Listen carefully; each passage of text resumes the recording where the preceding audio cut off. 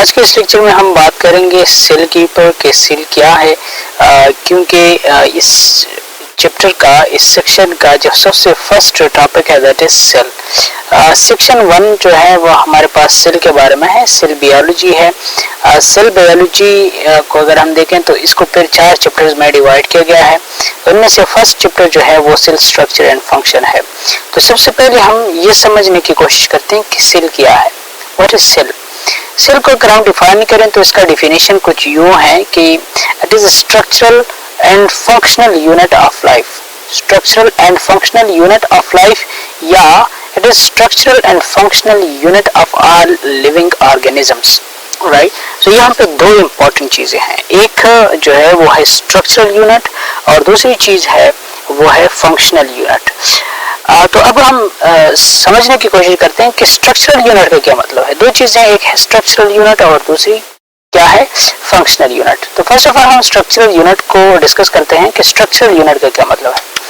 Structural unit का मतलब ये है कि जितने भी ऑर्गेनिजम्स है, वो यूनिसेलुलर है या मल्टीसेलुलर है। अगर वो यूनिसेलुलर है मतलब एक सेल से बनी हुई है, तो भी उनकी जो पूरी बॉडी है वो सेल ही है। मतलब सेल के अलावा उसको हम ऑर्गेनिज्म, एक लिविंग ऑर्गेनिज्म तस्वीर नहीं कर सकते। तो इसका मतलब ये है कि लिविंग ऑर्गेनिज्म अगर उसका एक बॉडी एक सेल पर मुश्तमिल है, जैसे बैक्टीरिया, अमेबा, राइट। सो इस तरह का अगर उनका बॉडी है तो वो क्या है, वो एक सेल पर मुश्तमिल है और उस बॉडी का यूनिट एक सेल है। और दूसरा जो हमारे पास सिचुएशन है वो है मल्टीसेलुलर ऑर्गेनिजम्स। मल्टीसेलुलर ऑर्गेनिजम्स की बात यह है कि एक ऑर्गेनिज्म बहुत सारे सेल्स पर मुश्तमिल होता है, बहुत सारे सेल्स से एक ऑर्गेनिज्म मिलकर बना हुआ होता है। तो एक ऑर्गेनिज्म के अंदर अगर लाखों सेल्स है, करोड़ों सेल्स है, तो उसका जो स्ट्रक्चर हम आमतौर पर देखते हैं वो स्ट्रक्चर किसी से बना हुआ होता है, और स्ट्रक्चर उन हजारों सेल से मिलकर बना हुआ होता है। यहाँ पे आप इस डायग्राम में देख सकते हैं, एक बॉडी, आप पूरी बॉडी देख रहे हैं, एक पूरा ऑर्गेनिज्म आप देख रहे हैं, एक पूरा ऑर्गेनिज्म आपके सामने है। लेकिन ये जो पूरा ऑर्गेनिज्म है ये असल में बहुत सारे सेल से मिलकर बना हुआ है। मतलब इसकी बॉडी का जो यूनिट है, बॉडी के लिए जो चीजें हैं, जो इनिशियल चीजें हैं, जो बेस है वो क्या है, वो सेल्स है।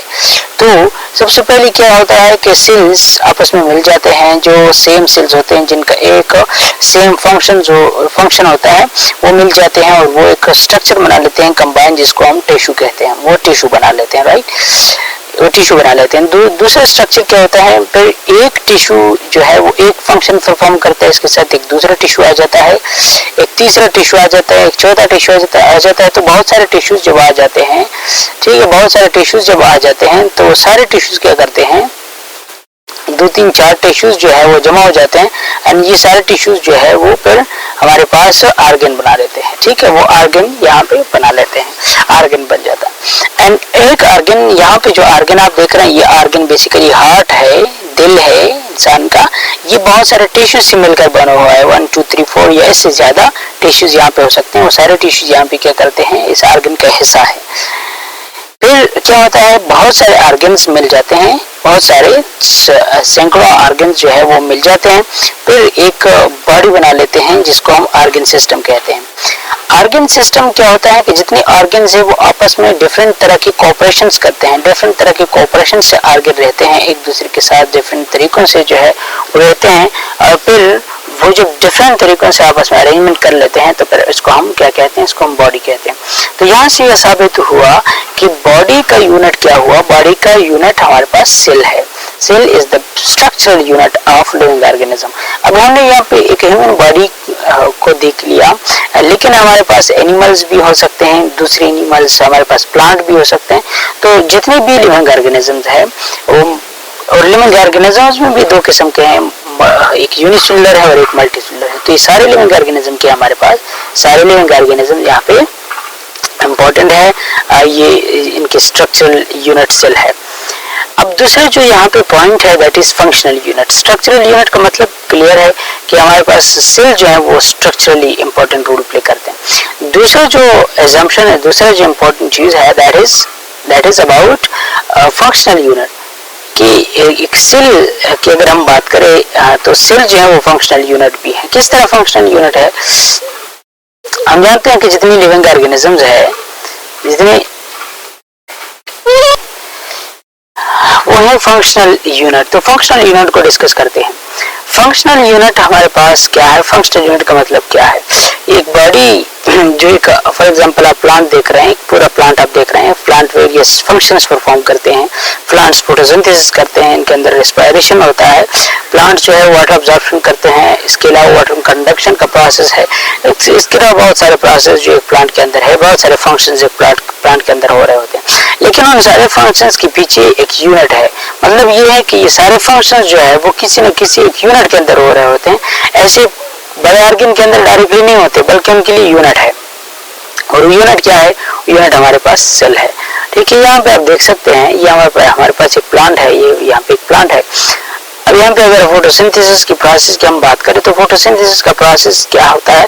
फोटोसिंथेसिस का प्रोसेस में कार्बन डाइऑक्साइड और वाटर सनलाइट की मौजूदगी में, सनलाइट एंड क्लोरोफिल की मौजूदगी में कन्वर्ट हो जाते हैं इनटू ग्लूकोज। इससे ग्लूकोज बन जाता है और थोड़ा बहुत ऑक्सीजन भी वहाँ पे रिलीज हो जाता है, जो कि यहाँ पे मेंशन किया गया। ये प्रोसेस जो यहाँ पे आसान दिखाया गया है, बहुत सिंपल, ये इतना सिंपल नहीं है। इसके पीछे यहाँ पे एक पूरा प्रोसेस होता है, बहुत लेंथी रिएक्शन है। वो सारे लेंथी जो रिएक्शंस जो मेटाबॉलिक रिएक्शंस है, राइट, वो सारे रिएक्शंस कहाँ पे होते हैं? वो सारे रिएक्शंस फोटोसिंथेसिस के प्रोसेस में सेल्स के अंदर होते हैं। सेल्स होते हैं, सेल्स के अंदर पर एक important organelle that is mitochondria. Mitochondria के अंदर भी बहुत इंपॉर्टेंट प्रोसेस होते हैं। सॉरी, यहाँ पे जो ऑर्गेनेल है दैट इज क्लोरोप्लास्ट। तो क्लोरोप्लास्ट के अंदर क्या होता है? बहुत सारे इंपॉर्टेंट फंक्शंस क्लोरोप्लास्ट के अंदर भी हो रहे होते हैं। बहुत इंपॉर्टेंट फंक्शन क्लोरोप्लास्ट के अंदर क्या है?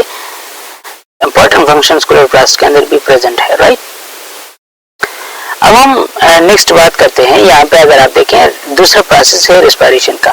तो रेस्पिरेशन कौन सा प्रोसेस है? रेस्पिरेशन एक ऐसा प्रोसेस है जिसमें ग्लूकोज मॉलिक्यूल ऑक्सीजन की मौजूदगी में टूट जाता है कार्बन डाइऑक्साइड और वाटर में, और वहाँ से एनर्जी भी रिलीज हो जाती है in the form of ATP.